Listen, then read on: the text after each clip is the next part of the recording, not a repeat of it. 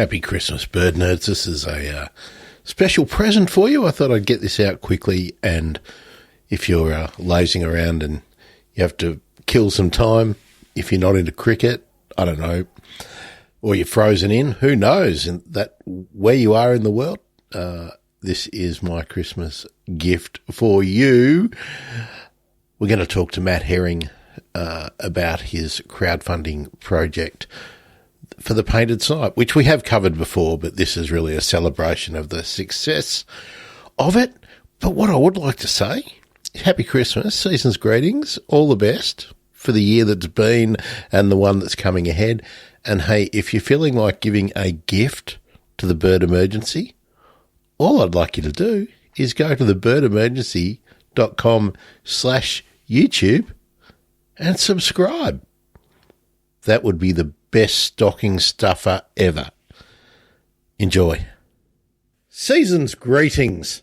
How's that? It's that time of the year where you're either insanely busy because you're chasing kids around and you've got to go and decide what kind of useless undies and bad ties you buy for the senior male members of your family. And as I used to do, get the Lions Club Christmas cakes or Christmas puddings for all those members of the family that you only see once a year and you don't think about from month to month. So there we go. That was my family. But today we're going to celebrate, but we're not celebrating the season. We're celebrating the successful crowdfunding that Dr. Matt Herring undertook for the Australian painted snipe, one of the rarest birds in Australia and indeed one of the rarest birds in the world. And there'll be a little twist on that in a moment. But if you don't know what the Tracking Australian Painted Snipe project is all about, just watch this short video. Some birds are sneaky, but there's this one bird that's so sneaky it may as well be a flying ninja, the Australian painted snipe. And guess what? How many do you think there are left in the world? 10,000? 20,000? Are you sitting down? About 340. That's right, 340 is the latest estimate of how many painted snipe are left on planet Earth, one of the rarest birds in the world. Even at key sites, they vanish for years at a time. Where are they? Where do they go? How is it that Google, Facebook and my smartphone are better at tracking me than we are at knowing where the painted snipe are? Did you know we've never even recorded its call? Woo, woo, woo. And just look at it. It's beautiful, like Gustav Klimt. No, his artwork. We want to solve this mystery once and for all. To study painted snipe, we've got a dream team of experts. With your help, we'll be able to purchase the latest transmitters to track at least 12 painted snipe, uncover their mysteries, and begin saving the species. You'll be able to follow their journeys on a dedicated website with regular social media updates. There are even opportunities to sponsor a bird with naming rights, perhaps as a tribute to someone special. There are loads of other rewards too, from photographic prints to tours, and just that general warm feeling of helping a flying, endangered ninja. Let's repaint the picture for this neglected species. Visit chuff.org/project/painted snipe. G'day, Matt. Hey, Grant. How you going? Well, look, you know that I'm over the moon about this because it's not that usual that I get people back so quickly after having spoken to them before. But only a couple of weeks ago, we spoke about this crowdfunding project. And at that time, there were 170 people who were supporters of the project. And you were looking to raise $116,300, as that video points out, for tracking about a dozen Australian painted snipe. There are 19 hours left in the crowdfunding. You now have 261 supporters and you are almost $2,000 above your target. That's bloody fantastic. Congratulations, Dr. Herring. Thank you, Grant. Look, it's still sinking in. It's a mixture of feelings of relief. Now a lot of the hard work begins. But I have to say, before I go any further, I must thank you, Grant. You've been so supportive, and the Bird Emergency podcast, we got a real boost from that. And I see you on Twitter and Facebook spreading the word, and I know, the whole team is grateful for that. So thank you. Well, Matt, that's what the show's for, right? I mean, the show is for speaking to people like you and highlight the birds that get no attention, Yeah. like we know hardly anyone knew, hardly anyone who's a casual observer of nature and conservation would even know that there is an Australian painted snipe. Yeah. Half the people who control the land where the painted snipe may well be hanging out probably don't know that it exists. And if they happen to see it, they'd probably go, "Oh, I flushed something," and they'd ask their friend who's into birds, and they'd go, "Oh, that'd be a snipe. That'd be a Japanese snipe, mate." Yeah. And they go, "Okay, end of discussion. Nothing special." Yeah. So that's what the show's about. Hey, and let me just say, I've been mucking around with this thing that's been in the news lately. So we'll get to a thing about painted snipe with that in a minute. But just before we came on, I decided to have a look at my stats for the show. Yes. 12 months ago compared to now. Yep. 12 months ago in December, just for the podcast, we had 341 downloads. Yep. A year on, 2,753. Amazing. So that's brilliant. And it's not to toot my own horn. It's to show that if you can do stuff that adds value to people when they listen, they will listen and they'll keep listening. So we've got to about half of the world now in terms of countries. Yes. And people not only in Australia are really interested in what we're talking about. And of course, because we do the Monday with Holly, which is where we first talked about, every second week we're focusing on Australian rare birds. But people are interested. So no, that's amazing, Grant. At that rate, this time next year, it could be 80,000. Well, but the interesting thing is, I only just started paying a bit of attention to YouTube a little while ago. I've had the YouTube channel for ages, but it's harder to do video. It's harder to do video, as you know. And I want to talk about your video for the project in a moment. And for people who haven't come across me before, a whole part of my reason for doing the Bird Emergency and whatnot was that I'd noticed things changing, but I was working as an accountant and I felt like a bloody fraud in that I was helping people do business stuff and follow strategies that I knew were damaging for the environment, and I bloody hated it. So one day I just thought, stuff this, and my car needed a service, right? Yeah. And I thought, I'm not going to do the service. So I drove it to the mechanic. Yeah. And I grabbed the registration papers. I threw the key to the mechanic, and he called out to me, "Oh, that could be ready tomorrow afternoon." I said, "Mate, I never want to see the car again. Here's the registration papers. It's your car. Here's the keys. Do whatever you want with it. Scrap it, use it for parts, sell it on. I don't want." Now, I felt really good after that in that I'd made a positive decision. Yeah. And that was in 2014. Yeah. And I can count on one hand the number of times where I've thought, geez, I wish I had a car. Yeah. Yeah. But I did have to change my lifestyle. Yeah. I had to. Interesting.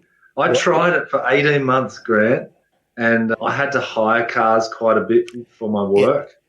But See, I felt great too. It's I found myself on a bike a bit and a lot more walking, obviously, and just carpooling. It's not that difficult, is it? no, it is difficult for some people, and I'm not like, virtue signaling or anything by this, because, you mentioned before we came on that you've got kids and whatnot. Well, it's much, much more difficult when you've got kids of school age and doing sport and you've got different interests and all that. You can't slow your life down to the point where you don't need a car. But, there are taxis and Ubers and stuff like that, and not everybody lives near public transport. I'm single and I'm past all that age, and I don't need to accommodate someone else's wishes. Yeah. So if I want to change my life to have one appointment a day, which is basically how you have to do it if you're in a city and you need to get from the western suburbs of Melbourne and your next appointment is in Bayswater, well, you can only do one a day, right, if you're doing public transport or whatever. Or you can pay the exorbitant amount of money that it would cost to do those things in Ubers. And, I just don't think you can. But people can decide not to have 2 cars, 3 cars or 4 cars. Yeah, indeed. And I had this discussion the other day too with someone, Matt. You can also make the decision never to purchase property on a greenfield site. Right? Yeah. I mean, if you make that decision, you can do it. I'm not saying you can't do it, but at least have the discussion with yourself about what you're doing. Don't say I love koalas and send your $10 gift to World Wildlife Fund while you buy a property on that has just to be developed, that has just destroyed 300 hectares of koala habitat. I just want people to have the discussion with themselves. Yes. So 261 heroes have supported this. It's so good. And like I mentioned the other week, Grant, some of those numbers represent really big bird clubs and committees of environmental groups or, entire consultancies and others and that sort of thing. So the true number is thousands of people have got behind this bird, which is just fantastic. And like you alluded to in the intro, already it feels great, even though we haven't even started tracking them, because we've shined this spotlight on them, and it will continue. We've got articles coming out in The Guardian and ABC, and it's at the forefront of people's minds, and that's such a benefit of getting funding this way. It's the money is one thing, but the engagement and all that other side of it is equally valuable, if not more so. Well, let's talk about the project more shortly. I wanted to talk to you more about you, because that's how the bird emergency episodes more generally go. Sure. And because we're in this silly season, we're going to relax. So in the pre-show bit we were talking, I mentioned to you that I thought this project, the Tracking Australian Painted Snipe project, was your first project that you'd be undertaking as a postdoc. Now, we had a little bit of confusion about the terminology. I didn't mean that it was a university or postdoc research, just that a project that you were doing post you becoming a doctor of, doctor of what, Matt? A doctor of what? Well, broadly environmental science. Yeah. But I focused on the ecology and economics of the bitterns that use the rice fields in the Riverina. And that's part of the reason why you stumped me with that expression, is because that work is ongoing. Yeah. Yeah. And that's the benefit of doing what you're doing now with the painted snipe too. If you set it up in a way that somebody else can step into it when you move on to something else, it's got long-term value.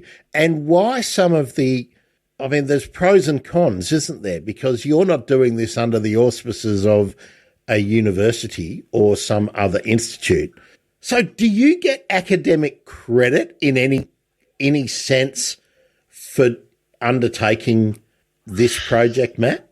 Not really, though. Our plan is, the whole team is to publish the results. So there's academic, benefits to publishing papers for sure. And there's people on the team, whether it's University of Queensland or Charles Darwin University or Federation University. Yeah, we've got a good spread of organisations like universities involved, and not least BirdLife Australia. Well, let's just have a look at the team for a second, Matt. Chris Purnell is from where? BirdLife Australia. He's the wetland bird team lead. Dr. Danny Rogers? He is Victorian Government, Arthur Rylah Institute, DELP. Yep. Laurie Gould? Or is it Laurie or Laurie? Laurie. She is doing her PhD on Latham snipe. Cool. Yeah. Professor Stephen Garnett, I think most people will be familiar with his name. Now, where's Stephen at? Stephen is based in Darwin and is a professor of environmental science at Charles Darwin University. At CDU, yep. Yeah. Andrew Silcock? He's with Chris at BirdLife Australia, and, someone that I've been discussing painted snipe conservation with for a good decade. Dr. Birgitta Hansen? Well, Birgitta is one of the supervisors for Laurie, and Birgitta has been running the Latham snipe project. It must be nearly 10 years. And in the bios that I wrote for these people, I made jokes about her just wanting to go to Japan to drink sake. Well, don't we all? She's a good sport, and she's done amazing work both here, where they spend their non-breeding season, and over in Japan where they breed. So Birgitta and Laurie are very helpful, having worked on a really similar species. So when we think about the latest transmitter-types, for example, they're most helpful. Showing my age here, Matt, but I can't get out of the habit of calling Latham snipe the Japanese snipe. Yes. And I must confess that it's the only snipe that I have ever laid my eyes on. Flushing them is a scary experience if you don't expect to do it, because they're, I mean, as small birds that you are used to flushing when you're walking through long grass, they're big. They're much bigger than a brown or a stubble quail, and they explode upwards. So and that's why there was sport in it. That's why people used to shoot them a lot, because they're really quite fast and they zigzag. Unlike the painted snipe that takes off more like a rail, much slower laboured flight. Yeah, more like a regular bird getting out of your way. Yeah, there's no sport in shooting painted snipe, that's for sure. No. Not that there should be any sport in shooting any snipe.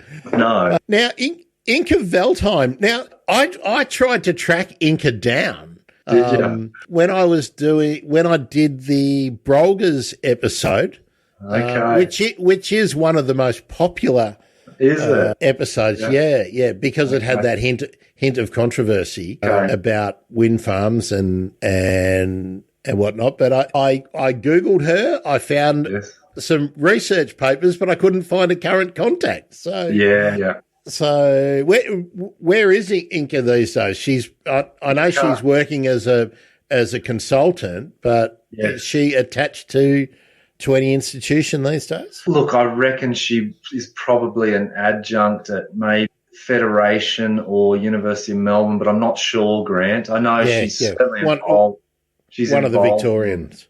Yeah, that's right. She's certainly involved in a lot of projects beyond, working as a consultant. And her and I share this love and passion for Brolgers, because in many ways that's where it began for me back in 2001. It was my first.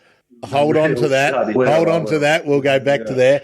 And of course, the last one on the team, Professor James Watson, and James is at UQ. Yeah, that's right. Yeah, he leads the RES group, which is focused on the most difficult birds to study, some of which I'm sure have come up at least in passing in your podcast. Birds like the night parrot and the buff-breasted button quail and the red goshawk and the leatherwing kite. He's got an amazing group of students and postdocs doing, I love it. Years ago, these birds were untouchable in terms of doing meaningful research, and now people are taking them on, and I just think that's fantastic. It used to be such a different world, like where people, a lot of academics would insist that you go to an island to where there's 50,000 shearwaters and you can get lots of data and get really great stats and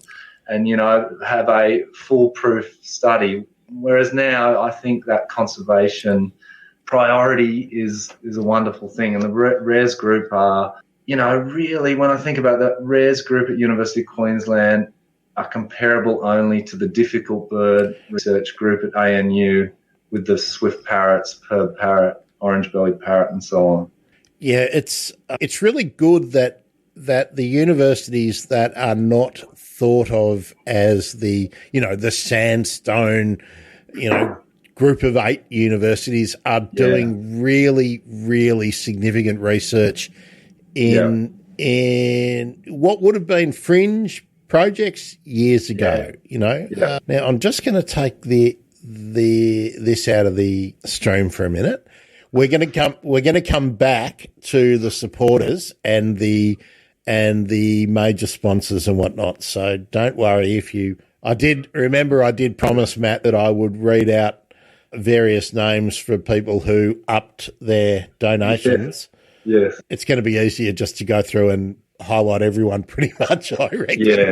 Yeah. Because I was a bit astounded at how quickly it went from 170 to 230. That was amazing. It only took a handful of days, didn't it? That's right. Yeah. So we will go over that shortly. But Matt, Brolgers, you mentioned that they were sort of your entry into, well, is it bird academia? Was that, or was it bird hobbyists that Brolgers got you into?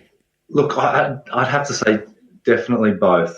So I went to uni straight after high school and was down in Albury at Charles Sturt, and I was an avid bushwalker. I'm really keen on long-distance bushwalks, and I went out with this group in Chiltern, and in just a few hours they showed me 40 species of bird, and I just could not believe it. Things like rose robins and yellow tufted honeyeaters and so on, and I just thought, I've been walking past all this stuff. So I was 18 and a nature lover, avid bushwalker, like I say, but the detail, I just felt ashamed that I'd missed this detail, and it was so sparkling to me and so inspiring. It really was an epiphany. And from that day forward, I became really quite obsessed. About 3 years or so later, after finishing my degree, I went to do my honours on the Brolgers. They start breeding just west of Albury, places like, out towards Rutherglen and Dale, and then, deep into the Riverina. And that's when I really appreciated how little we knew, even about a 4 or 5 foot tall iconic bird species like that. And I laughed because within a year or two they were calling me a Brolger expert. And I just thought, gosh, we know so little, don't we? And because most of the sites were on private land, it really steered me in that direction of working alongside farmers and appreciating the value of privately owned habitat. That's an area that really needs to be specialised in, I think, in Australia, because so much of the habitat where vulnerable species occur is privately owned or leased. I mean, those terms are interchangeable in terms of the land use content. And it's much harder to get permission and what to go and study on those locations. And, of course, people are fearful of what the implications might be of finding a significant population of anything, be it a plant, an invertebrate, a fish, a bird, a mammal on their property. Yep. So there's a lot of work that needs to be done by people like yourself who understand the community importance of agriculture, the economic importance of agriculture, and to move the conversations beyond farmers are great stewards of the land. Yeah. When in a lot of cases that's obviously demonstrably false, but also obviously demonstrably true. So we need to get to that point where we can show people that there are benefits in being good stewards of land, and that's anywhere, not only in agricultural land. Yeah. But also to get... Could be a backyard. Oh, totally. But also to get the media in the regions, which is getting more and more concentrated day by day, to move beyond simplistic discussions and perhaps... Yeah. And I've always loved ABC Rural, ABC Regional, but they suffer cuts and whatnot. And I'm always surprised that there are not a couple of regular spots on every show that could actually take a thematic approach to an issue and keep going through the issues and working them through instead of grabbing, right, today we're doing the painted snipe with Matt.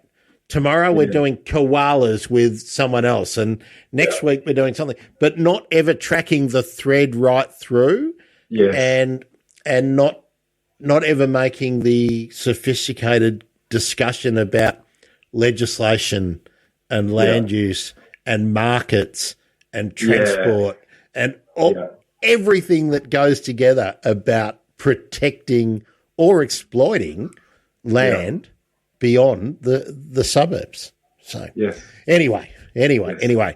So Charles Sturt Uni was where you did your masters, No, just bachelor's degree. Bachelor's, okay. Yes.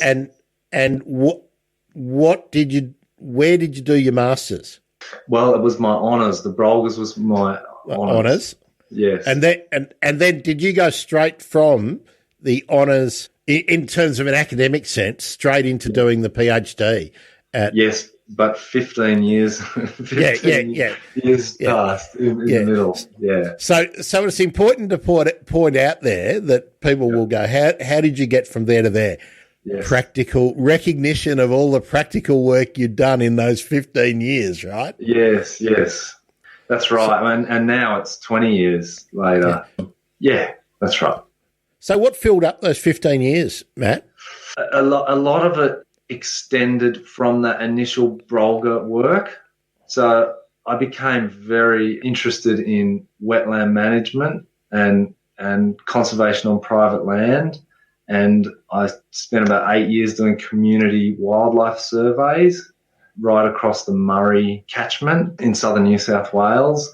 And, I did interesting projects like looking at the response of birds to revegetation and, the value of different waterways and wetlands to certain threatened species. But the whole time right from those days with the Brolgas, I've been very passionate about these wetland birds, the painted snipe, the bitterns and so on, because I found them at my Brolga sites, back in the late 90s and in 2000. And I just, I could just see that we knew so little about them. And so that 15-year gap, I've just, sort of accumulated lots of practical on-ground experience engaging farmers and doing lots and lots of surveys, building networks and contacts and so on. In that time period, Matt, where a lot of the work you were doing was community surveys, how does someone who has done their honours work on Brolgas and that's a poorly understood bird in Australia. Yeah. I mean, I remember everyone knew what a brolga was when I was at primary school. It was a bird that got talked about and had visibility, but it's fallen off the cliff. Like the emu. Well, I think people still know what emus are because whenever people go to a zoo or a sanctuary, everyone's got these semi-tame emus, right? Which is a whole different area. But let's not get bogged down in that. But how did you make a crust in those 15 years working and being interested on birds that nobody really knew about and that weren't cool and groovy and that nobody was ringing you up to interview you about, Latham's snipe, right? Yeah. That's a good question. The short answer is with some difficulty, Grant. Well, do you mind if we pass that out a little bit, because you've got less opportunities as an ecologist. Will we call you an ecologist for a working term? Yep. So an ecologist that's based in a region known as the Riverina in Australia, which is intensive irrigated farmland in the main. It's not all that, but that's the basis of the economic of that region. And rice growing is one of the industries. And of course, your biggest project was Bittern's in rice, which of course is studying wildlife in highly intensive agricultural situations. But we're not talking about Bittern's much today. So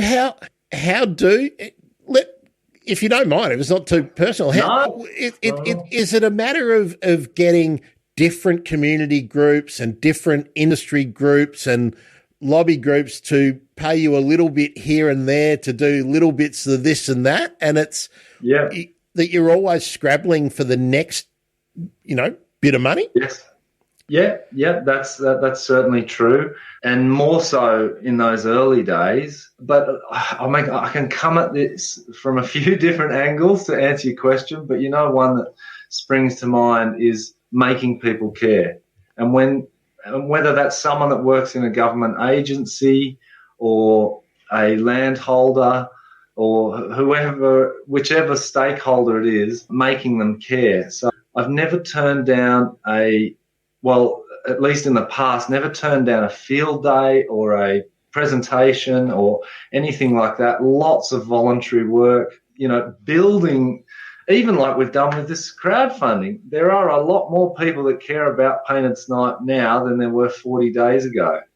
And so you build momentum and you get people on board, whether it's a local field naturalist club or the Lions Club or an irrigator that may perhaps vote differently to you, but is actually a closet bird watcher, and you share this love for a certain species or a certain habitat or whatever it might be, and that unites you. That's the common ground, and before you know it, you've got enough to develop a project. Yeah, a meaningful project. I'm just going to raise a point in a minute with you about that. I'm going to ask you something. So here we go. Just waiting for it to come up. Got to add this up. What have I got? 2,000. Okay, so in that time, Matt, would you have been earning approximately $2,000 a week? No. No. See, that's the average. That's the average wage for men. The average salary now in Australia. Yeah. Now, you weren't earning that, doing really important work for really important animals and birds and plants in Australia and having real impact in communities. Yeah. But what we've just seen in public hearings in the last few weeks has been people earning $800,000 a year, can't remember anything. And this is where and the whole reason for me getting personal with you, Matt, is to highlight that there's this whole cohort of people who are actually making a difference to stuff that matters, who are getting paid a fraction of the average annual salary. Yes. And then people who are making no difference and no impact to anything tangible. Yes. Generally, and in a lot of cases, making people's lives practically and functionally worse, who are getting paid astonishing amounts of money. So never let anyone tell you that there's not enough money to protect endangered species, because there's piles of money.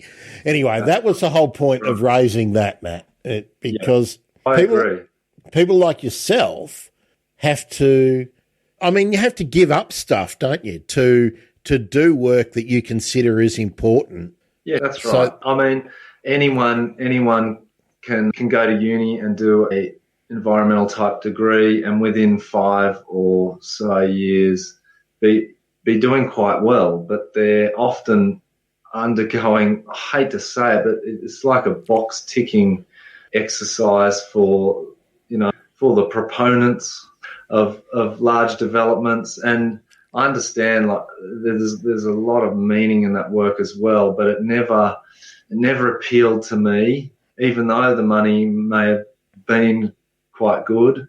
And so there is a price of going down the track I have, but I've been so happy, Grant, and I've had so many lovely wins and met so many wonderful people and got such useful information and seen such good on-ground things happen. And that's why I love working with landholders, because their capacity to alter their property is awful. To change the management of a couple of 100 hectares of bush overnight, is profound. I mean, anyone who's listened to my show from the very beginning, especially all the boring policy episodes, and I must say, I republicised the Hugh Possingham and Peter Burnett episodes, which were all about policy. Yeah. Went through the roof. Mastodon, you people are heroes. I tell you that the number of people who went back and listened to those was amazing. That's great. Yeah. But I always go on about how there are just not enough incentives for people to make a difference on their own land. And there aren't. It's really difficult to get the same kind of, shall we say, subsidies that there are to consume diesel and to buy machinery than there is to expend the same amount of money on preserving waterfront. I know. Riparian habitat and really crucial stuff. Yeah. It's so frustrating to me. So it is. But we'll just keep banging on about it. Yes. No, it needs desperate attention, and it's a huge part of the solution, making nature pay, so to speak. But I've also always gravitated to the other side of it, like people's intrinsic motivations. Like, if you think about some of the things you do in your life, and I think about mine, you do them without requiring any external reward, like cash in your pocket or saved money or whatever. And if you can appeal to people's love for birds, for example, they're pretty easy to sell. I mean, they're just the most wonderful communication tool to explain certain management, grazing, or how a wetland is managed. If you can appeal to people's sort of innate love for nature, even rekindling things from their childhood, so that they don't require a payment for ecosystem service or any other financial instrument. If you can appeal to that intrinsic stuff, you've got landholders out there doing it off their own bat. Incredible potential. But I'm going to be a stick in the mud. While I agree absolutely with everything you said there, except if that landholder has no cash, right? Yeah. It's 2 rough years, has no cash, but has 7 kilometres of creek frontage on their property. Yeah. They can't get any money. No. But if they want to go and get finance for a $300,000 piece of equipment, yeah, it's ludicrous. They will find money. Yeah. Right? Yeah. Someone will throw the money at them. But if they want to protect wetland, which may occupy, let's say it occupies 7% of their land hold, and they want to fence it off at what, $20,000 a kilometre for exclusionary fencing, they won't get the money because it's not viewed as an economic positive outcome. And this is what I bang on about all the time. Until governments make that a cash positive or asset positive activity in the same way as buying a harvester is, if the money isn't as easy to get, it doesn't matter how much that wonderful steward of the land wants to do it if his bank account only has 50 grand in it. Yeah, that's right. Right? That's right. And I don't disagree with any of that, Grant. And that's why I think they're both very important approaches, and they appeal to different people with different financial situations, different property sizes, different parts of their career as a farmer, so to speak. Yep. It's a nuanced conversation, and the situations are site specific, they're region specific, but we never hear these discussions in the media, be it the fringe media or the mainstream media. And agricultural stories are always about production and exports and whatnot. And Landline do good things about this, but Landline haven't hit you up and already filmed a thing to help you get over the threshold, did they? Landline didn't contact you when you first started this, and I bet they knew about it. I bet someone at ABC Regional knew about what you were up to a month ago, right? Yeah, right. So that, I mean, look, I'm not trying to criticise the ABC either. That's not the point of it. The point is that there should have been, every regional journo should have already been in touch with you, because this is a significant project in Australia, indeed in the world, because what's one of the rarest birds in the world, Matt? Yeah, that's right. Yep. Now, I told you I would talk about that chat GPT that I wanted to. Yes, I'm curious. I've heard about it. I don't know what it is. Okay, I'm just got to find the particular chat that I was in.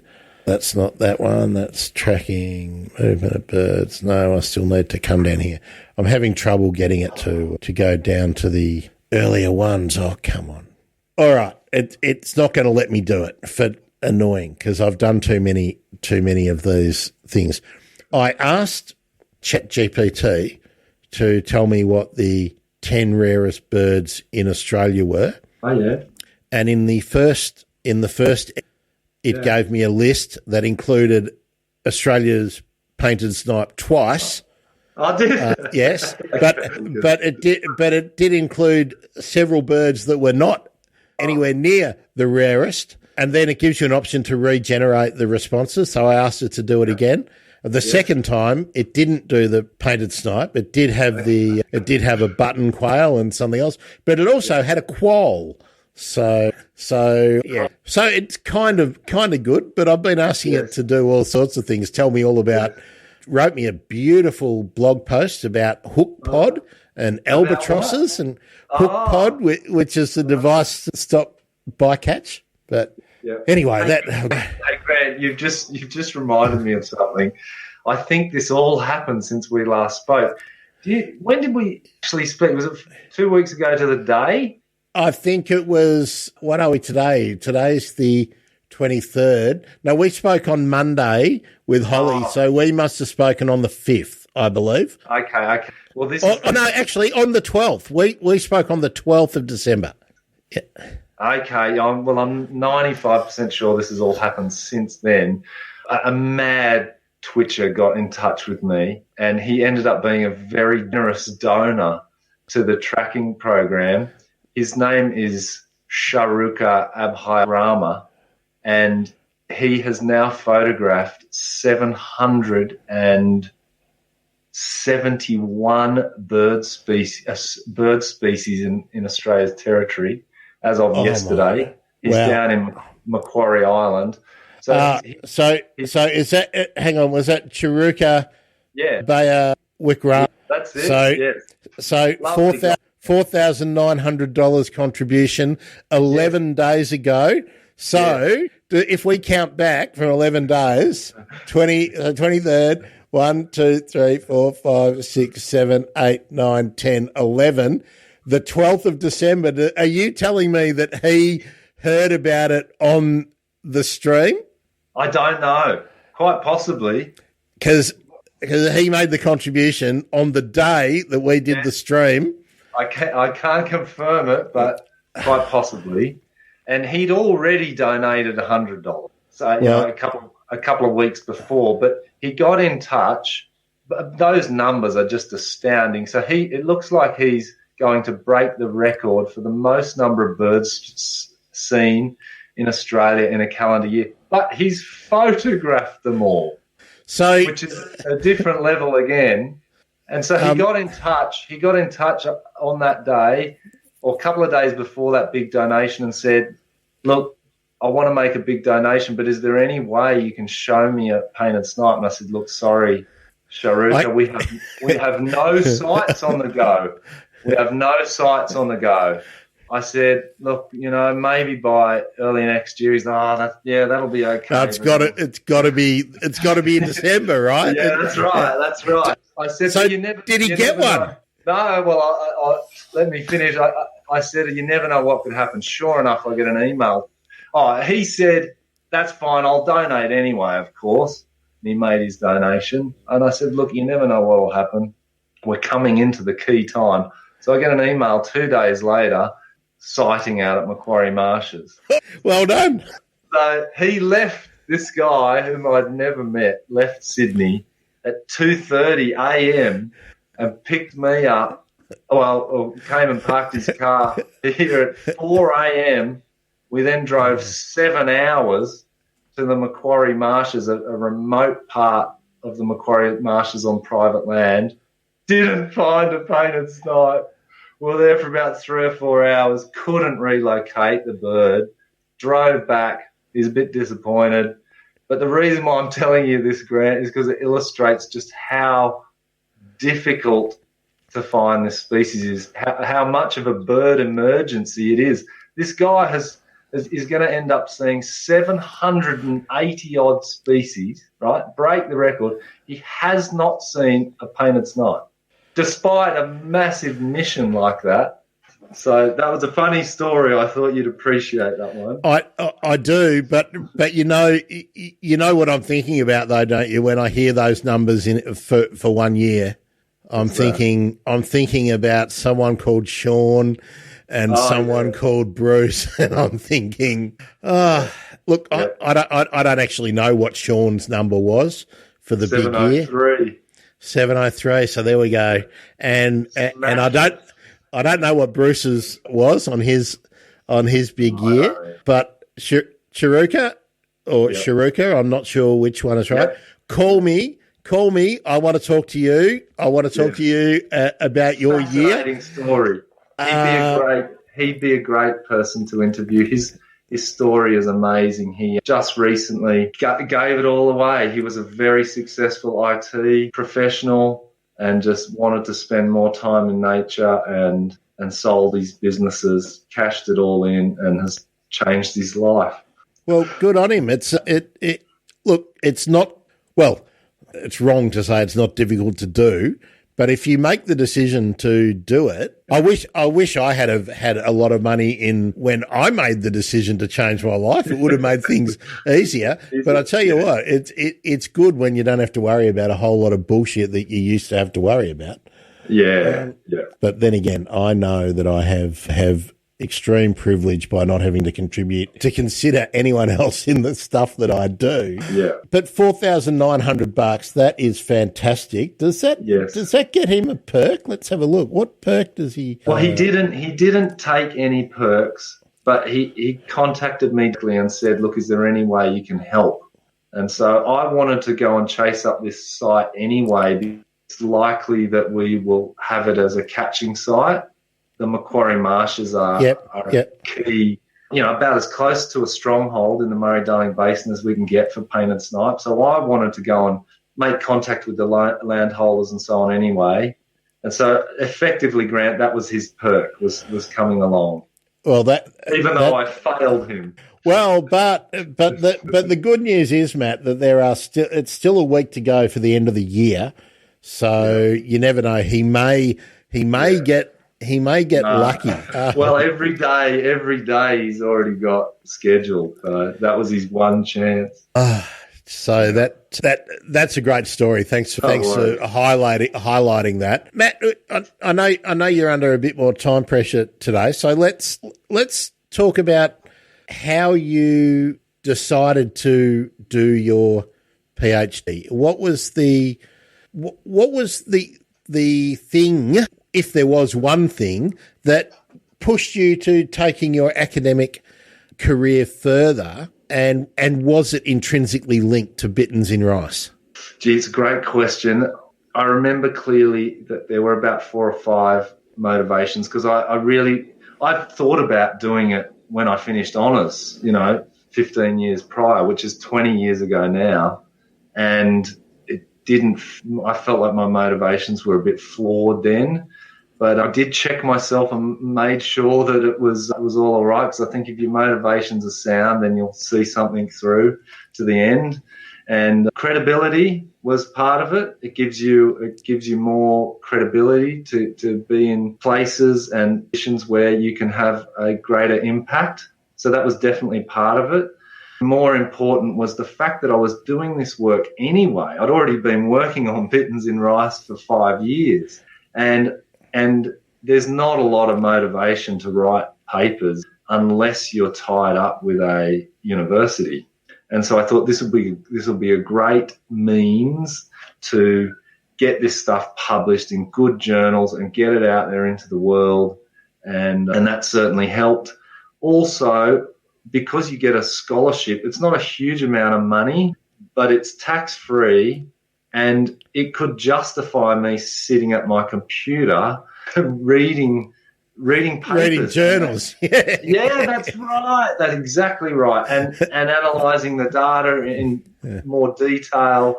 And so they were some of the key motivations. And I think I got lucky, Grant. Wonderful supervisors to work alongside Stephen Garnett and Kirsten Zander. I know it doesn't work out for everyone, but I would certainly, recommend it if you can get all those things right.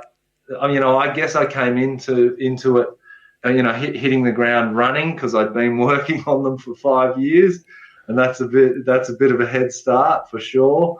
But it worked out really great. So, which faculty did you do the PhD in?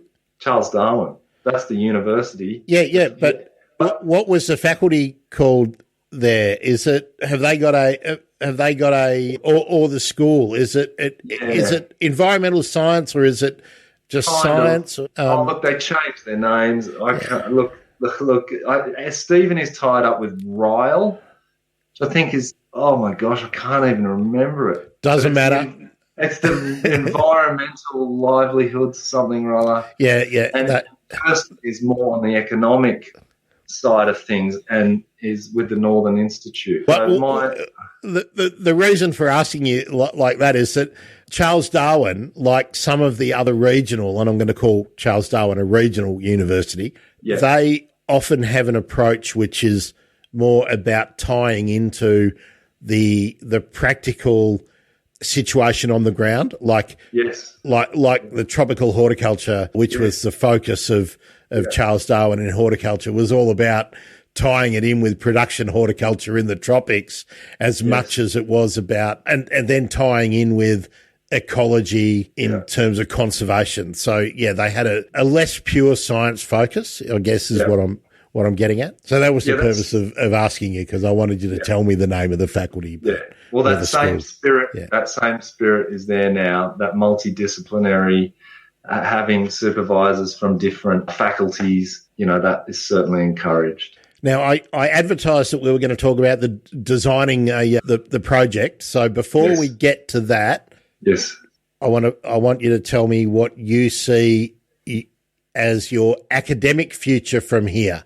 Are you going to keep a foot or a hand in publishing papers ongoing, or will you be more about projects that have impact from now on? Certainly the latter, Grant. You've used that word academic a few times for me. I don't consider myself an academic, and I know the idea of doing a PhD kind of boxes you into that. But, I think they're useful skills to go and get for people working outside of academia. And this stuff is all over the internet, right? Most people that do a PhD don't end up in university. There's just not enough positions, even if they wanted to. I want to keep writing papers, but I've probably left my run a bit late for a career in academia. I want to work alongside universities, but certainly the latter, Grant, projects with impact. And the ivory towers are gone now. Now it's gumboots out of the back of a Land Rover, isn't it, or back of the Land Cruiser? Always was. Yeah. So, and look, I want to throw it in too. If anyone wants to actually pay someone to sit at their computer and read academic journals about bird conservation, hello. Yeah. There you go. Yeah. So, Matt, tell me how, because and I wanted to go through that process of introducing the academic process and the academic career, because you're going to write up the Tracking Australia's Painted Snipe project into a postdoctoral publication, right? Yes. Yep. So how do you go about designing the methodology for the project? Yeah. And the key things I really want to talk about is how did you determine which methods of tracking you would use? Yeah. And then selecting what to purchase. If that decision has in fact been made, are there lots of choices? And then, because we're dealing with one of the rarest birds in the world, 340 population estimate. Yes. How do you, bearing in mind that there's, 200 and, how many have we got? 261 people have put money in to help you. What do you make public as you're going on? Because you don't want, as much as I love your keenness, Shiruka, you don't want 4,000 people to know where a painted snipe is today. Yep. And they're going to turn up there tomorrow, which is what happens in the UK all the time, right? Yes. Look, that is a lot of questions to remember, Grant. I'll see. Okay, I'll see how I go. Okay, well, the first one is the process of designing a project that will work on the ground, will have practical benefits, but will also be useful in an academic sense as pure research. Yeah. Well, it's funny, when people write up their methods, they're never entirely honest in the scientific world, because the truth is that so many great papers, the methods should be something along the lines of, I was at such and such a conference and I caught up with my mate John and we were drinking red wine and the night went on and we came up with this great idea. That's the true method of how the project came about. And so for me, it's talking to people like Inca and Andrew Silcox over many years about the terrible situation this bird is in and how poorly known it is. And we first talked about tracking it at the very same time we were tracking the bitterns. So that's about 8 years ago. And we thought that it would just be a wonderful candidate for it because we don't know where they go in winter. Among other things, we just don't know where this bird overwinters. And so when you think about designing a project, it's all about the question. And so that's our key question for the beginning. Where are the corresponding strongholds for the sites in the Murray-Darling Basin. We don't know where they are. Are they the same birds in the Kimberley? Do they just go ultra cryptic and they're still here? We have virtually no winter records in southeastern Australia. But the short answer is we don't know, and the tracking will reveal that. But then you dig a bit deeper, Grant, and you can go into other questions. If we catch both sexes, we can find out if they go to different places. We can look at whether they disperse as a group. Say we go to the Macquarie Marshes and we catch 4 birds. Are they leaving at different times? How do they, we'll say, migrate? Yeah. Do they rely on this dispersal network, this string of wetlands, or is it just one big flight to their overwintering site? So there's all these deeper questions. And there's the question too, what if their overwintering site has no water this year? That's right. And that's why, in an ideal world, you track over many years. And some of the transmitters that we're looking at are capable of that. They're solar powered. With any luck, we'll get 3 or 4 years out of them. And that reminds me to answer your other question, not from an ideal scientific perspective, but from a practical funding prediction perspective. We have hedged our bets. So we're going to get 6 of the latest 2-gram solar-powered PTT transmitters. These are the ones that use satellites. We have the French Argos satellites, and these give you real-time data effectively. When they come online for their on-cycle, we will see exactly where they are, virtually at that moment. And they're $7,000 each. And that's why we only have got 6 of them with what we thought we might have a chance at raising. And then the other 6, they use the mobile phone network. They're called GSM tags. Yeah. And the risk there is if the painted snipe flies out of the network, you lose and never comes back, we never get the data. That's right. But if it does come back, you're able to download the data at some cost. Here's the catch, Grant. Those transmitters are only $1,200. Yeah. So we've hedged our bets on this economic, side of things, and we think that's a pretty good way to do it. And we're just going to have to play the privacy stuff by ear.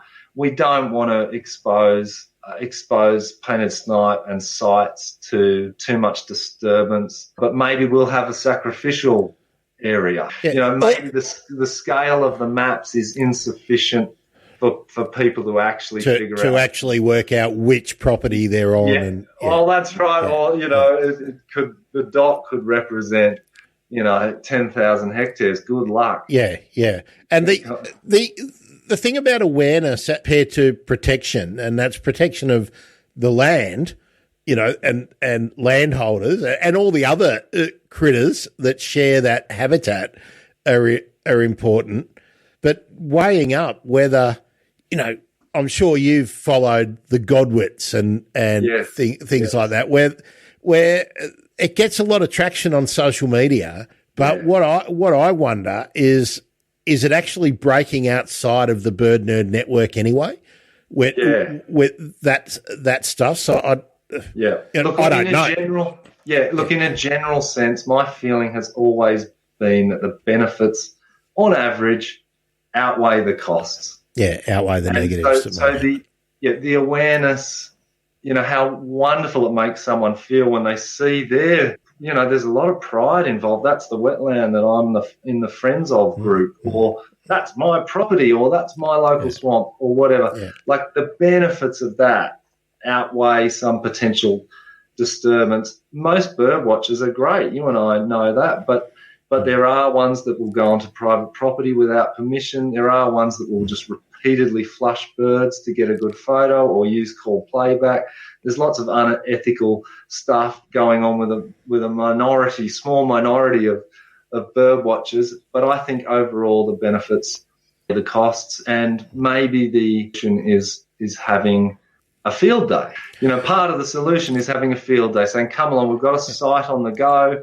We'll meet in Nyngan or Griffith or wherever it might be, at this time, and we'll take you out, and you should be able to get a photograph, and we'll tick off, 50 people then, and maybe we'll do it twice. You know where I'm coming from? Yep. And look, on top of that, I just thought about it now, Matt, if you want to take up the opportunity, we could do a seasonal catch up. Yes.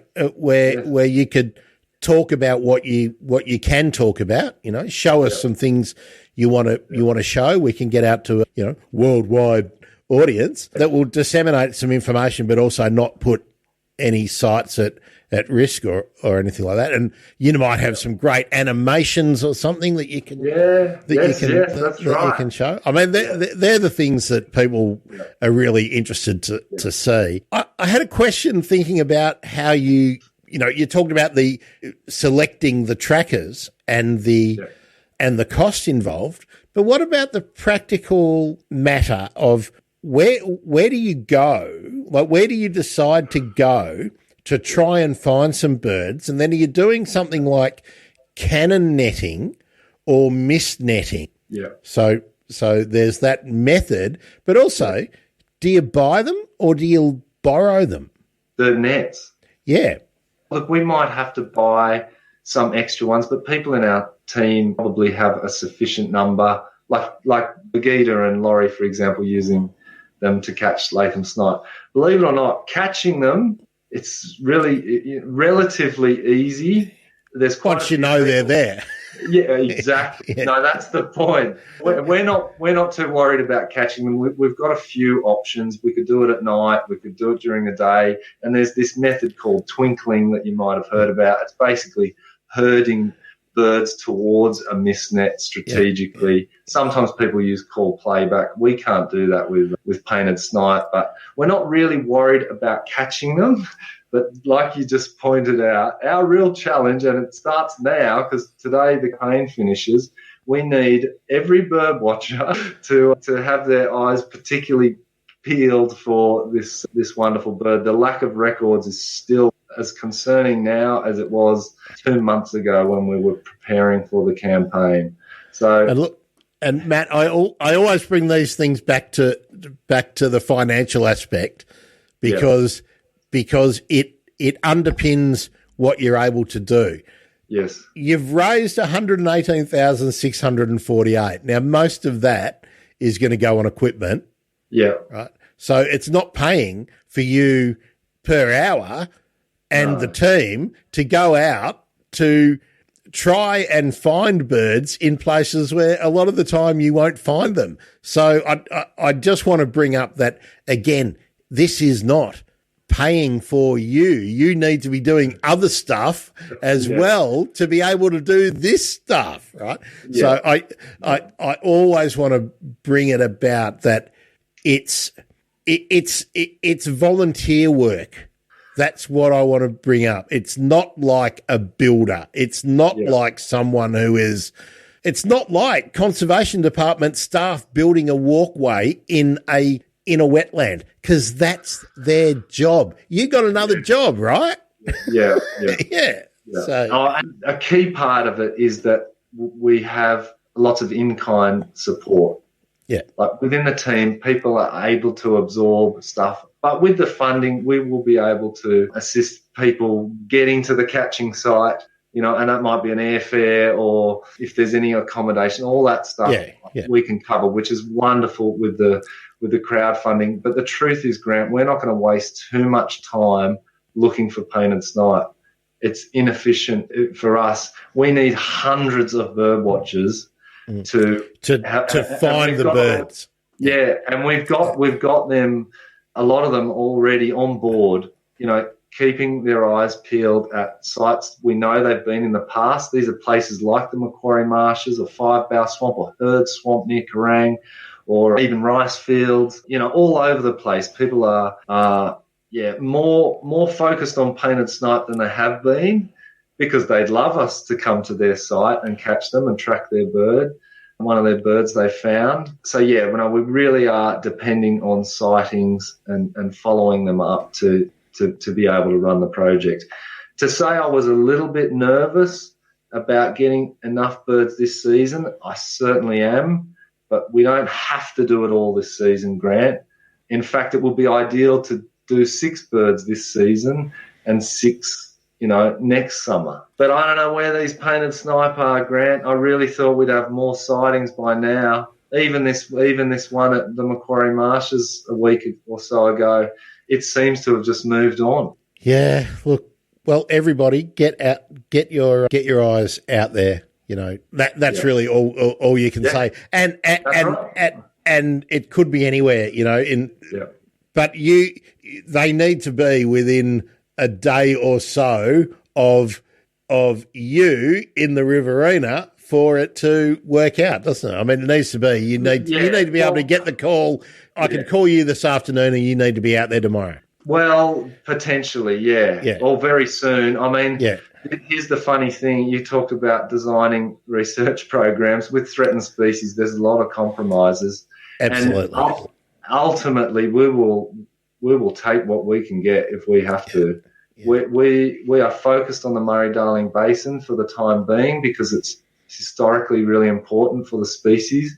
But if we don't get any birds and there's only birds on the coast somewhere, then I'm sure the team would be happy to include those. We really need sightings. We can't do this project without finding birds. I mean, it's laughable, and I don't want to get people concerned because we're confident we will eventually find them. We definitely need some help. Yeah, and so bird nerds, if you're out anywhere that would be classed as a wetland, marsh, swampy conditions, look out for the Australian painted snipe. Help Matt out, but also help Shiruka out, right? Because well, and everyone on the team. I mean, we don't know where these birds are going to go. You could be giving someone a gift on a cattle station in the Kimberley. You could be giving someone, some villager in East Timor. We have no idea where they're going to go. Cool. All right, Matt. Let's celebrate the people who have. I think I know last time we drew attention to the fact that Dave Watson was in the list. So that was about 12 days ago. EchoLink were in there at $2,000. So let's celebrate all the people up from there, because I think if someone gave again, if they upped their donation, it shows as a new donation, doesn't it? Yes, that's right. Yeah. So I didn't need to go back for the original 170. I wish I worked that out first. But tell us who the really key donations came from first, Matt. Do you mean recently or throughout? No. For the whole project, like who kicked in which clubs or institutions kicked in or corporates kicked in the big money amounts. So we get their recognition out there. Grant, I'm going to have to do this off the top of my head because I've shut my other browser. It's all right. I can go through it. I'll go through and have a look in a minute, but just off the top of your head, who can you remember? Off the top of my head, and this has happened since you and I last spoke, BirdLife Australia have come along as a gold sponsor. So that was remarkable, $12,000. 12,000 buckaroonies? Yep. Yeah, we already have Chris Pennell and Andrew Silcox on the team, but to have that financial support as well is incredible. And it represents donations from, given to BirdLife Australia. So, I mean, that was so special. They're second only in terms of dollar value to the New South Wales government, the Department of Planning and Environment, which is $20K. And so those two alone have given us, what is that? It's basically And then and then you've got some of the wetlands and land care groups that kicked in, so that's all really significant. Yeah, and I really want to shout out the bird clubs, especially on this podcast. I just can't believe it. I don't have the list in front of me, but Birding New South Wales springs to mind. Silver sponsor, $5,000. But the Cumberland Bird Observers Club, the Canberra Ornithologists Group, the Hunter Bird Observers Club, Birds Queensland. There's at least 5 others that I just can't think of. I'm going right down to the bottom, and I'll start by listing out anything over 5,000. I love there. I just stopped there. Ben Cordis now. 5 weeks ago. Early adopter, right? I mean, Harry Sadler, early adopter. Claire Greenwell, early adopter. So I'm just going to get right back to the very beginning and we'll have a look at the big money amounts so that those groups get there. So, of course, the first person to donate was you. So that was good. So Rice Growers Association of Australia put in $5,000. Yeah. Cumberland Bird Observers Club. Now, is Cumberland, southwest Sydney, yeah? Yeah, west, sort of west, 2,000. Tanya Hudson, 2,000. Yeah. Let's do all the thousands first. EnviroKey Biodiversity Consultants. Yep. 5,000. Yeah. Collyamberley Irrigation Co-op, 5,000. Yeah. Martin Schultz, 2,400. Yeah. And that was 4 weeks ago. So these are all early adopters. Yeah. Let's come up. It's a lot of smaller ones. Roy Hill, a month ago, $1,000. Yeah. Keith Hutton, again, 28 days ago, $1,000. Let's keep coming up. Where's the next one? Canberra Ornithologist Group, good on you lot, $1,000. Yeah. The Griner, 3 weeks ago, $1,000. OSIS, and I'm guessing they're another consultancy, $5,000. Do you know where they're located, Matt? They have offices at least, like certainly Melbourne, Sydney, Wollongong, possibly elsewhere. Yeah. New South Wales Department of Planning Environment, we already mentioned, 20,000. Yeah. Birding New South Wales, so that's 5,000. Yeah. Federation University Centre for, that's Environmental Research and Development. No, what is it? No? It's Centre for Research. And then something and innovation. Innovation. Oh, so digital. It might be digital innovation. Research, so that's $2,000. So Federation Uni based in Ballarat. So another regional uni. Good on them. Yeah. Murray-Darling Wetlands Working Group, $2,000. Yeah. North Central Catchment Management Authority, Gunbower and Kerrang Ramsar projects. So based on the Victorian side of the Murray. Yeah. $2,000. Maureen Christie, $1,000. Good on you. Another consultancy, Nature Advisory Proprietary Limited. That's 2 weeks ago, $2,000. Yeah. Dave Watson kicked in again. I see there. Oh no, that might have been the same one. You're back up, I think. Yeah. Yeah. EchoLink Consulting, $2,000. Then Chiruka. So 4,900, and I really hope you get your painted snipe. I hope that it happens and you're big. But call me. I really want to know about your big year. Jeremy Morton, $1,000. Yeah. Hunter Bird Observers Club, $1,000. Canberra Birds Conservation Fund. So that's a different group in Canberra. $1,000. They're linked, but yes, different. I love this anonymous one that was $7,777. I wonder if they're like an aviation fan and they like the is it the Airbus 777? No, they're not. I can tell you they're not. Yeah, I know who it is, but I'm not allowed. You're not allowed to say. That's fair enough.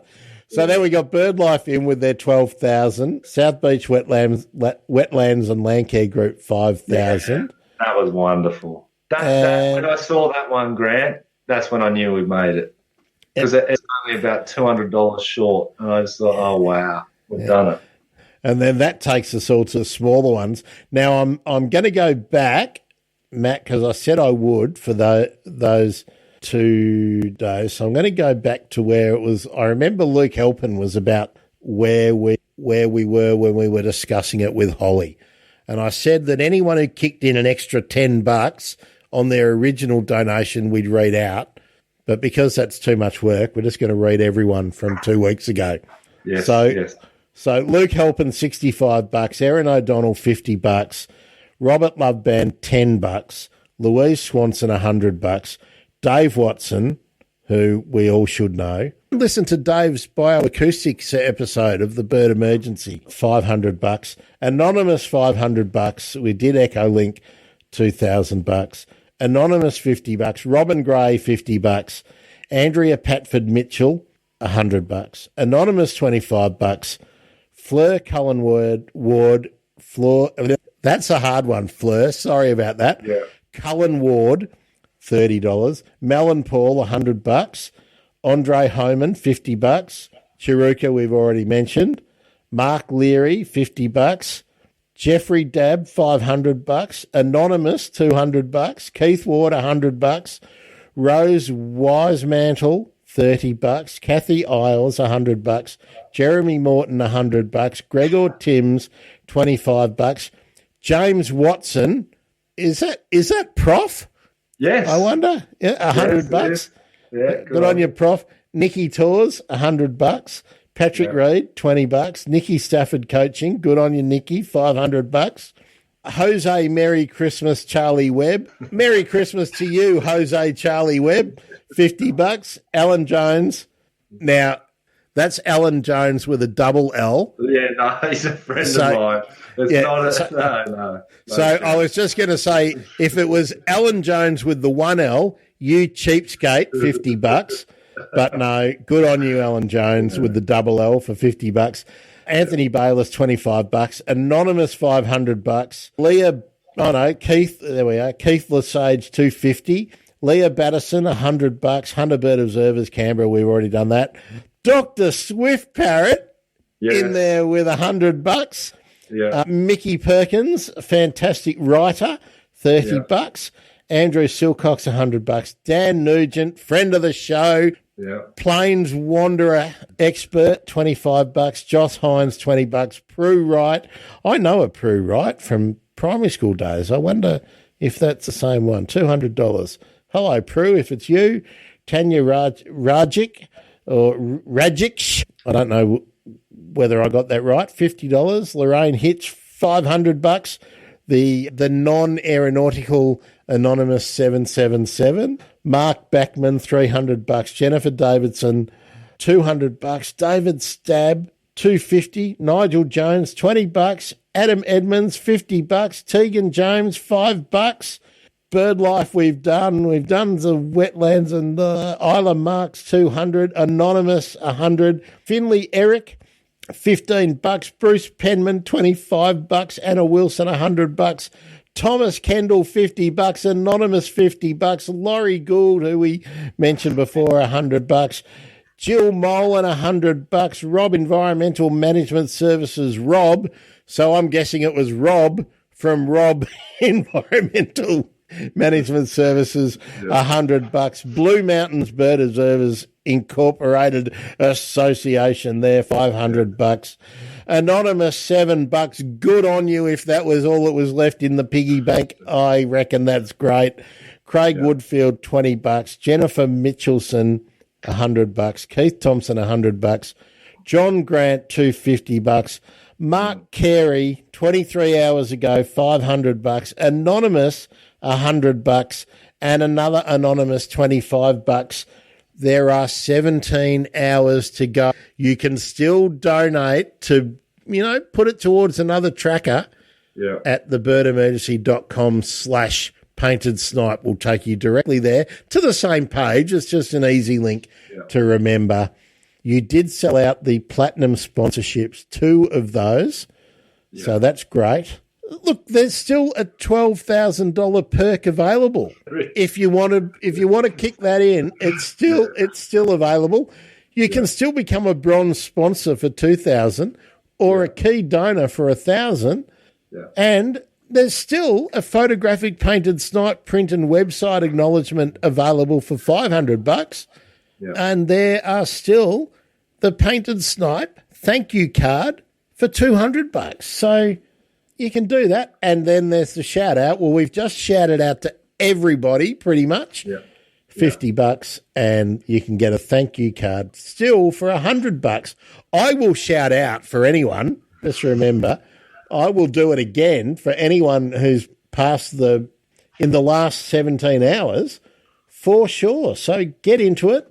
$118,648 from Nerds. Good on you all. Yeah, good it's amazing. On you all. Yeah, and can I just say something, Grant? I know it's a bit of a cliche that it all adds up and every dollar counts.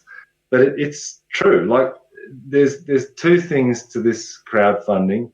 There are those big contributions that we highlighted, the bird clubs, BirdLife Australia, Department of Planning and Environment, and the consultancies and so on. But equally, it's the other $245, $50, $100, $200. That's how we got there. Both of those things. Dead set. And all of those people, I thought I was scrolling through and showing everyone all those names, but I forgot to add the screen to the page. It was, sorry about that, everyone. Oh, yeah. All of those people, and hopefully some of them are kids who did use their pocket money. And I mean, I certainly understand that giving $50 is a big deal for a lot of people, right? And you've made the decision to put it into a project for one of the rarest birds in the world, rather than buying, maybe some Christmas crackers or something like that. I mean, it's a choice you make in your discretionary income. I appreciate it, whether it's $7, $5, or $100. And all of you, every one of you, 261 of you, plus all the people involved in the groups and the organisations. So there's 500 or thousands or whatever. Going to go out there and talk about painted snipes. Keep sharing the information. And what I would like people to do is, when the next project comes up, even if you can't, if you're not in a position to put money into it, share it, support it, talk about it, promote it, help other people become aware of it, because there's no shortage of birds that need this help. So, no, it's wonderful, Grant. We're good to go now. It's an emergency, and that's one of the great things. We're not waiting 6 or 12 months or more. We're ready to go. So we find the birds, and we're on our way. So hopefully you'll keep us abreast and informed as we go along. One more question, Matt, about I forgot to ask you when we were talking to Holly, who helped you with the video? Like who helped you with the taking the footage and doing the recording and the editing and everything? Because it's a pretty good job. So who do you need to give a pat on the back to for that? I'd love to give a pat on the back to one of my best friends, Dylan O'Donnell. And I knew him from uni down in Albury, and we've kept in touch. He's a dear friend, and you can find him on YouTube. He has a very popular astrophotography channel. He's a master at photographing space. These photographs have been featured by NASA and elsewhere, and he's just really good at making videos quickly. We did it all in one day. And he's a wonderful person to work with. Yeah, some of the jokes are his, some are mine. It was a joint effort, and we had lots of fun making it. Yeah, good. And look, we'll acknowledge again the photo behind me of the painted snipe. That's Patrick Kavanagh on Flickr. Lovely. Leo I don't think Leo likes to anyone. We don't want to say where he's at, but Leo, who is on. Yeah. Well, we can probably say New South Wales. I think we can get away with that. But Leo, I use some of his images on the website from Flickr, and of course Leo shares lots of great stuff on Twitter when Twitter works. So that'd be great. Yeah. Matt, I'll just sort of say to anyone who's watching now, or if you've got a question or a comment, now is the time to put it on in Facebook Love. Thank you, Grace Maglio or Maglio, however that's pronounced. Thank you for the Facebook Love that you showed as we went along. Matt, tell me, how do you spend your Christmas, and what kind of a break are you going to have, bearing in mind that you've now got to arc up and get this project underway? I will have a lovely Christmas day with lots of kids, all the cousins and family. The weather's looking good, no wind, high 20s, so it should be a lovely day. But this is my busy time of year, Grant. I'm off on Boxing Day to start surveying, and then I just have a crazy 5 weeks. Even if we find painted snipe in January, I'm not going to be able to act then because I already have other commitments. surveying bitters in the low Bidgie and in the rice fields on different projects. But hopefully there's some painted snipe sightings on the go in February and March, and that's when we're looking to pounce.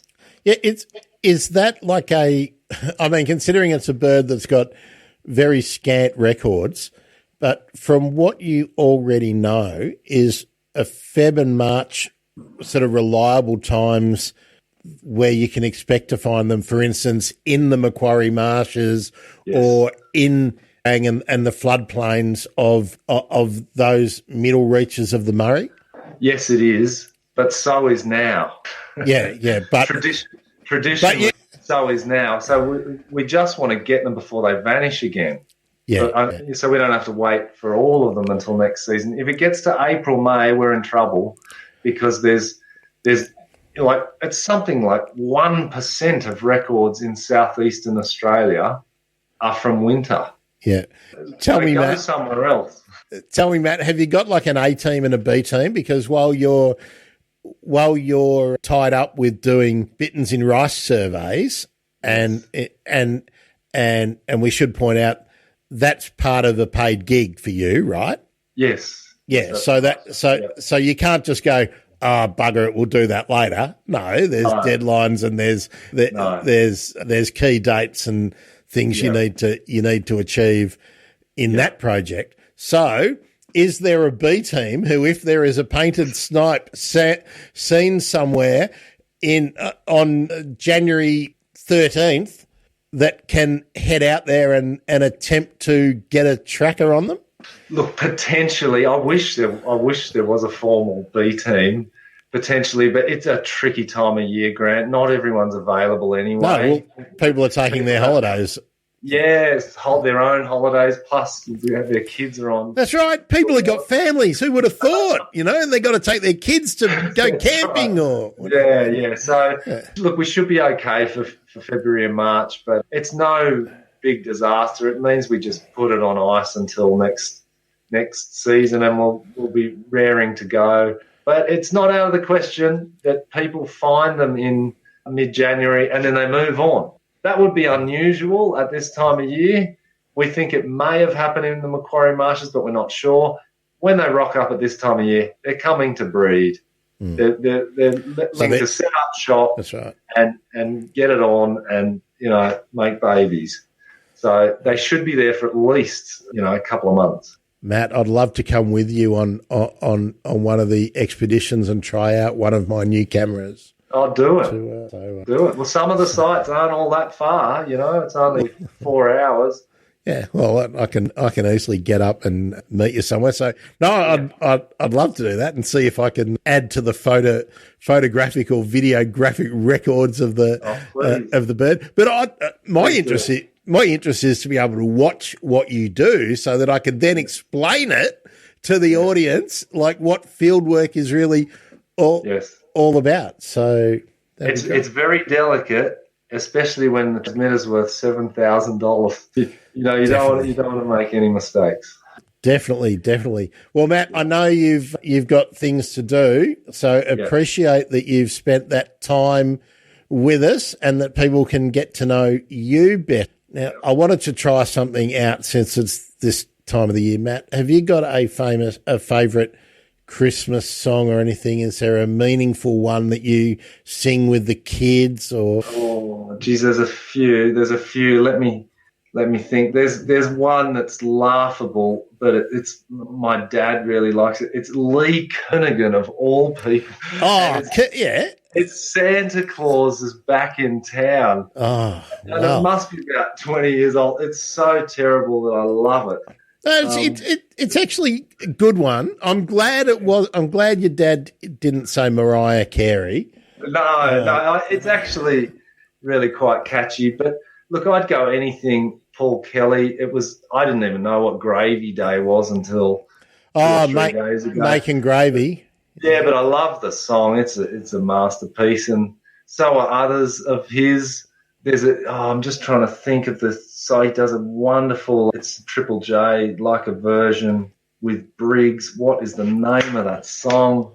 It's another Paul Kelly song. Anyway, I can't say I know. I should know. Well, the point of leading all that into, and we're going to play out. Yeah. I'd like to share with you, Matt, and with everybody, my favourite Christmas song with a video, and I'm sure that you won't have seen it, and I'll almost guarantee that nobody else will have seen it, and I get to test whether I get a copyright strike for doing it. So this will be good. So I'm sharing the audio. All right, let's go. Anyone? Thanks again, Grant. It's a pleasure, Matt. Anyone who has listened to a lot of my stuff knows or follows on Twitter knows that I'm a pop fan. So here is my favourite Christmas song, and I would urge you all to bear with it to see how a country that is not really Christian has a good take on Christmas. Hey, season's greetings to you, Matt. Yes, thanks again.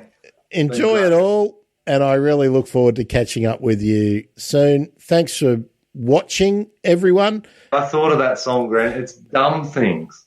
Oh, I've done all the dumb things. Yeah, that's a great. But it's the like a version. Yeah. So and Briggs, does Briggs bring his attitude? He does.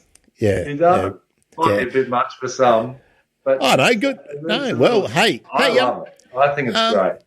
Now, Matt, we're basically, the show's basically ended, but I just want to run past something a bit related to what we talk about a lot. I just want to tell you about this tweet that I did today, and I don't know whether you saw it. I reacted to this. Where are we? Here we go. So a bloke put up Norfolk Island a picture of, green grass and cows. Norfolk Island is riddled with cattle. I love it. Could do with a Santa bull, but I digress. The environment and air quality are near pristine. So there's one of those, what's wrong with the environment, And so I went to Wikipedia and I just quote tweeted, 7 bird species extinctions. Just saying. We need to use words better. Pristine and pretty are not the same thing. Yeah. Anyway, Matt, have a great break. When do you come back and start work again? How many days off are you getting? None. Oh, Christmas Day. Christmas Day. Yeah. Oh, good. Yeah. Oh, good. Well, it's always been the way. This is when it's all happening. This is when waterbirds are breeding. Yeah. But the good thing is, school holidays.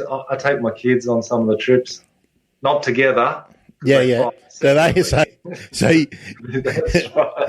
Macquarie Marshes Monday, Kerrang Wetlands Thursday, right? Look, it's an amazing season, Grant. There's so much breeding going on. It's just a wonderful. This is the triple La Nina. It's not good for everything, but overall, this is an incredible time for waterbirds and frogs and everything else that relies on wetlands. Bloody ripper. Well, good on you for getting out there and doing it, Matt.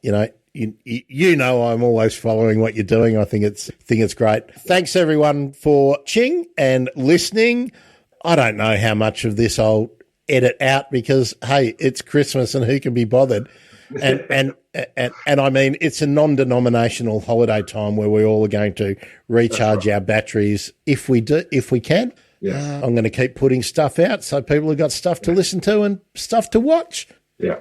Just save birds. Get out there and do it. Look for a painted snipe. If you happen to see one, don't tell the world. Tell Matt.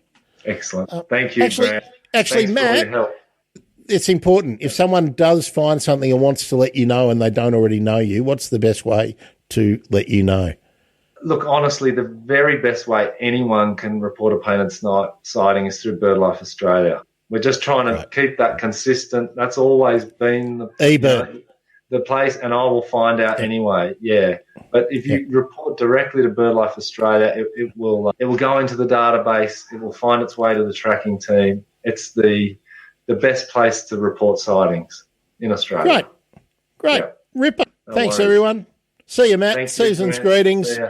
Happy Good on Christmas. you, bird nerds. Yeah, have a great festive period. See ya.